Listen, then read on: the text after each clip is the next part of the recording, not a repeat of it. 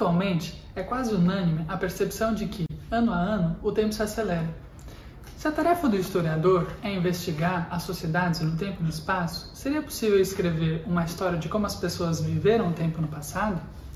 Alguns historiadores têm definido a modernidade como uma época na qual várias sociedades, vivendo as revoluções dos séculos XVIII e XIX, passaram a conceber o futuro como um tempo distinto do passado, como um tempo novo. No Brasil, esse fenômeno adquiriu força em 1808 e teve implicações no processo de independência.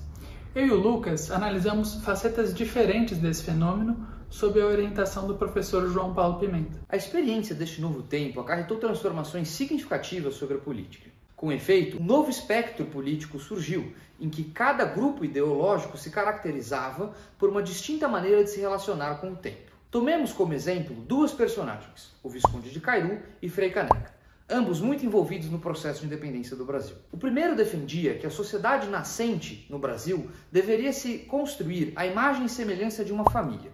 Isto é, deveria se desenvolver organicamente a partir das estruturas de poder previamente existentes, sem introdução de elementos novos e arbitrários. De viés empírico, esse olhar valorizava a história e postulava que as sociedades deveriam ser conformadas a seus próprios passados. Por outro lado, Frei Caneca defendia que a nova sociedade brasileira, então emergente, deveria ser fundada no modelo de um contrato, ou seja, um acordo entre suas partes constitutivas.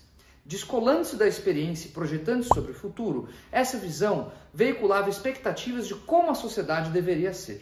Da comparação desses dois discursos, constatamos que, nestas circunstâncias, a valorização da experiência desponta como uma característica do pensamento conservador, ao passo que o manejo das expectativas aparece como uma marca do pensamento progressista. Uma outra forma de investigar o tempo na independência é por meio da aceleração das comunicações.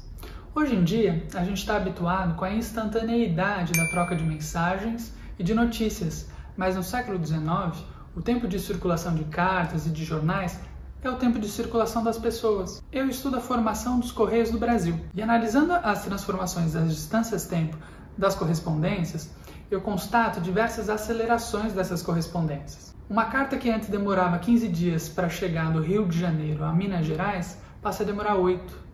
E se uma carta também do Rio de Janeiro para chegar a São Paulo demorava normalmente 14 dias, numa conjuntura de urgência política como a de setembro de 1822, o Correio Paulo Bregaro foi capaz de atravessar essa distância na metade do tempo. Essas duas pesquisas, em conjunto, têm buscado demonstrar que o nascimento do Brasil como país se deu sob a vigência de uma nova temporalidade, cujos efeitos ainda se fazem sentir ainda em nossos dias.